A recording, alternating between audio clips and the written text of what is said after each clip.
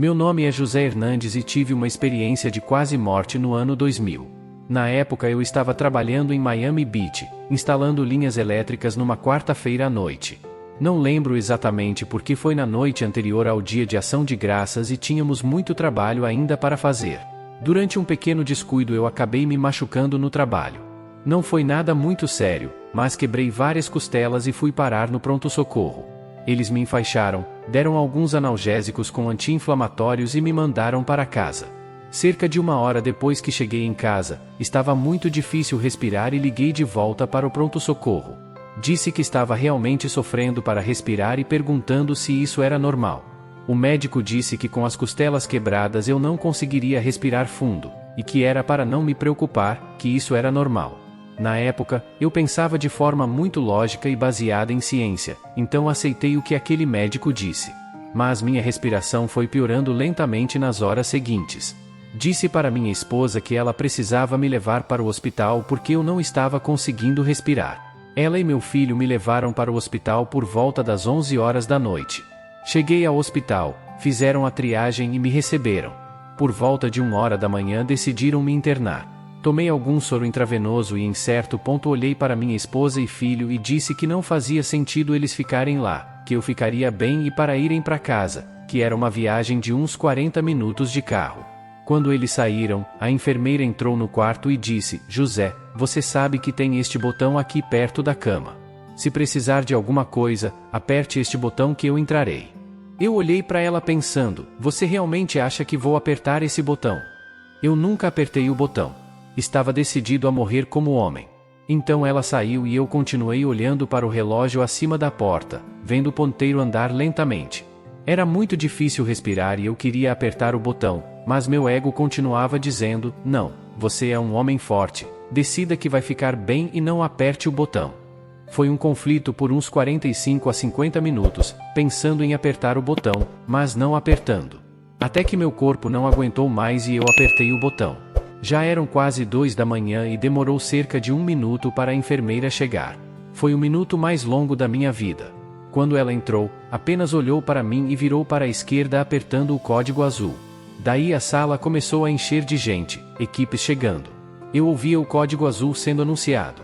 A primeira coisa que senti, difícil de acreditar, foi vergonha. As pessoas perguntariam por que eu estava com vergonha. Bem, eu estava com aquele lençol me cobrindo o mais apertado que podia e eles simplesmente me despiram. Eu estava tão indefeso. Não aguentava aquilo e eles me levantaram, me colocaram numa prancha embaixo de mim e começaram a fazer RCP, a me ressuscitar. O primeiro pensamento que tive foi: não se preocupe, você vai ficar bem, não tenha medo. Comecei a pensar no que aconteceria se aquilo fosse real, que nunca mais veria ninguém da minha família. Isso me fez sentir como se estivesse caindo num poço sem fim, uma queda livre de desespero, porque percebi que se fosse real nunca mais veria ninguém da minha família, nunca poderia dizer adeus. Continuei caindo e não consegui parar aquela queda. Senti uma emoção tão forte no peito, um nó tão apertado que suplantou minha incapacidade de respirar. Normalmente quando você não consegue respirar, não aguenta o ar entrar e não consegue deixar o ar sair. Mas aquela emoção me fez sentir incrivelmente triste de perceber que mesmo se conseguissem avisar minha família, eles nunca chegariam a tempo. Cresci no sul do Bronx, filho de caras bem durões. Já passei por situações bem loucas na vida, mas foi a primeira vez que senti um medo profundo. Coisa louca, comecei a pensar no meu pai, que tinha morrido 5 anos antes. Meu pai e eu sempre brigávamos, ele bebia e ficava abusivo quando bebia, batendo em todo mundo, mais em mim. Quando eu tinha uns 12, 13 anos, decidi que tinha que enfrentá-lo para defendê-la. Lembro que meu corpo ficou rígido, não podia demonstrar nenhum medo. Não iria demonstrar medo, nunca. Comecei a pensar em Deus ou o Criador. Na época não acreditava em Deus ou Criador, era ateu, acreditava na ciência e matemática. Pensei que seria desligado feito um interruptor de luz e simplesmente cessaria de existir, me tornando nada. Isso me causou um tremendo medo. Comecei a pensar: bem, talvez o Criador seja real, talvez Deus seja real, e comecei a falar: Deus, é um bom momento para você mostrar. Mostre-se e eu ficarei bem, serei uma pessoa melhor, vou mudar meu jeito. Esperei uns 20 segundos e nada aconteceu. Fiquei com raiva e comecei a dizer: o que você está fazendo? Sei que nem é real mesmo.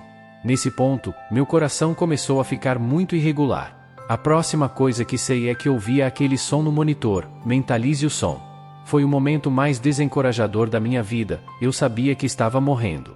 O que acontece fisicamente é que comecei a ouvir as gotas do soro soando como chuva batendo em um telhado de zinco. Depois ouvia como se pudesse ver o papel de parede a uns 15 ou 20 pés de distância, mas via claramente. Ao mesmo tempo, dizia a mim mesmo para abraçar o que estava acontecendo, sem vergonha. Quando permiti a mim mesmo morrer, estava olhando para o batente da porta e vi uma sombra lá. No minuto que disse estar tudo bem morrer, aquela sombra se moveu, circulou todo o mundo e apenas me tocou. Quando aquela sombra me tocou, senti uma incrível sensação de amor, paz e calma. Tudo era tão perfeito, nada estava errado e eu podia respirar. Senti uma brisa quente subindo pela cama, me fazendo sentir tão bem e seguro. A próxima coisa que sei é que estou do outro lado do quarto, observando o que está acontecendo. A primeira coisa que notei é que me vi na cama e disse, sou eu. Também percebi que eu tinha morrido. Então me perguntei, se sou eu, quem sou eu? E percebi que era muito mais do que apenas aquele corpo. Ouvi uma voz feminina dizer para visualizar meu corpo como um carro com 5 milhões de milhas rodadas, que não dava mais para consertar. Que eu tinha que dizer adeus ao meu corpo. Fui solicitado a dizer adeus à minha vida e agora a dizer adeus ao meu corpo. Olhei para o meu corpo e sempre fui insatisfeito com a aparência, sempre fui crítico. Mas dessa vez, quando olhei para o meu corpo, ele era tão lindo. Comecei a perceber que aquele corpo havia se sacrificado por mim, sempre sofrendo, fazendo tudo o que pedi mesmo que o machucasse, e nunca falhou. Percebi o quanto eu amava meu corpo. Comecei a ter lembranças pequenas, não os grandes momentos da vida, mas simples momentos cotidianos de respirar fundo, olhar nos olhos dos meus filhos quando pequenos, segurar a mão do meu irmãozinho, ouvir um pássaro. Simples momentos do dia a dia. Percebi que tinha me enganado. Senti dor pelo pensamento de que realmente sentia falta da minha vida, de que nunca tinha visto o que a vida realmente era. A vida é sobre todos esses momentos simples que temos todos os dias, aquelas 20, 30 respirações, aquele minuto que conseguimos apreciar. É uma jornada incrível. Isso me fez realmente amar quem eu tinha sido e amar o corpo que tive. A voz disse que tínhamos que continuar e passamos por esse buraco negro. Senti um desconforto, como se estivesse sendo arrancado e no momento em que aterrissava, estava no meio de uma guerra inimaginável, bem no centro. Tudo ao meu redor estava convergindo, essa cor se movendo, tão linda. Ouvi milhões de vozes como um desafio e as cores falavam. Ouvi a voz que me tirou dizer que o desconforto que senti foi a remoção de todos os momentos ruins da minha vida, toda aquela negatividade que tinha que ser removida para que eu estivesse puro ao entrar naquele lugar. Entendi e senti a cor se movendo. Não sei se estava se movendo em minha direção ou eu em direção a ela, só sei que em certo ponto fui absorvido pela cor. O interessante é que eu estava no comando, fui recebido de uma forma tão boa que nunca esqueci aquela sensação. Era tão bom ser visto, olhado por algo tão grande e mal daquele jeito. Normalmente me sentia julgado, mas ali fui aceito. Foi uma aceitação poderosa que me levou adiante. Pude ouvir aquela conversa e as cores saindo do outro lado. Quando cheguei do outro lado, a primeira coisa em que pensei foi nos meus filhos. Ouvi a voz dizendo para não me preocupar, que poderia vê-los dali. Só de ver, me sentia tão grande. Via animais correndo, era tão lindo. Aquela sensação de paz, calma e amor. Não há como descrevê-la. Vi uma grande árvore na minha frente e comecei a me mover em sua direção. Percebi que estava voando, o que era normal ali. Cheguei na árvore e quando me aproximei, me tornei a árvore. Pude sentir ser alimentada pelo solo, aproveitando a chance, foi uma experiência profunda que me permitiu sentir algo que nunca havia experimentado na vida. Me tornei a folha, o galho, os pássaros. Tudo que chegava perto, ficava. As pedras, percebi que tudo tinha vida, apesar de às vezes parecer que não. Olhei para as montanhas e por algum motivo queria chegar ao topo. Pude ver a neve no topo, então subi em direção à montanha e finalmente cheguei ao cume. Olhei para a direita e vi o sol parecendo se pôr no horizonte, lindo. Pude sentir aquele ar quente, pensando, uau, isso estava me permitindo voar, me dando aquela elevação. Imaginei olhando pelo telescópio central e vendo as chamas saindo. À minha esquerda, vi uma linda enseada em forma de U, olhei para baixo e vi um homem na água como eu. Ele tinha 6 filhos de um lado em fila e uma criança do outro. A água batia no joelho. Estava decidindo se ia em direção ao sol ou a esse homem. Decidi ver quem era esse homem, descer e chegar a uns 10, 15 pés dele. Quando o homem se virou, percebi que era meu pai. Também percebi que ali poderia fazer o que nunca consegui em vida, dizer ao meu pai que o amava. Nunca nos abraçamos, não era de homens fazer isso. Mas me certifiquei que faria isso ali. Esses foram meus pensamentos, como diria ao meu pai que o amo e o abraçaria. Mas ele não se movia e a comunicação foi acontecendo mentalmente. A magia da experiência foi que ele me perdoou e o perdoei. Quando o abracei, vivi sua vida em poucos segundos. Percebi que ele se orgulhava de mim e me amava, coisas que ele nunca verbalizou.